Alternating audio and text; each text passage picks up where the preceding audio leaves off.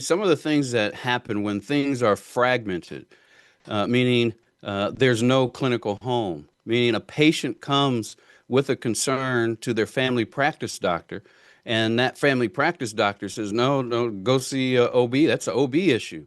The OB says, no, no, that's a sexual health issue. The sexual health doc says, no, go see a urogynecologist. And what happens is the patient realizes there's not a pathway for me. There's nothing there for me to improve the quality of my life that I'm experiencing. And so what she then does is create a workaround. Does that mean she doesn't engage in certain activities at home? Does that mean she leaves lights on? But overall, what it creates is shame. It creates uh, silence. When you have concerns and there's no pathway for you to navigate, it slaps you in the face and says, hey, this is not important to medicine because there is not a pathway, there isn't a home.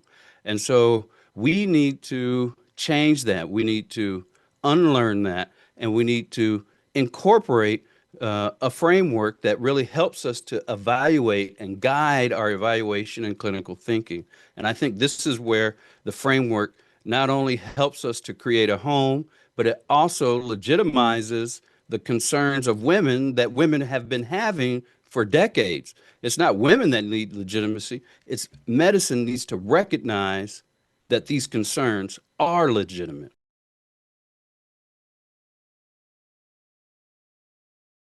Let me give you an example. Think of a middle-aged woman who finally has a little bit time to herself. The husband's off, the kids are off, and she just says, takes a look. She just catches a glance of herself in the mirror coming out of the shower, and she looks and she goes, my goodness, I don't remember seeing these things that I'm seeing. Things look a little bit more open. I'm seeing more pink.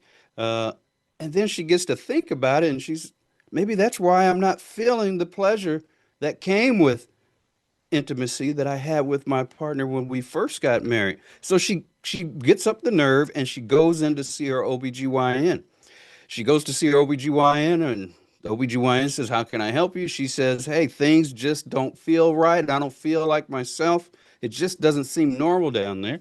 And then the doc looks and says, okay, you've had 3 vaginal deliveries. Looks, it's normal. He says, are you having any constipation? You having any splinting, anything like this? Nope. And then she's told she's normal.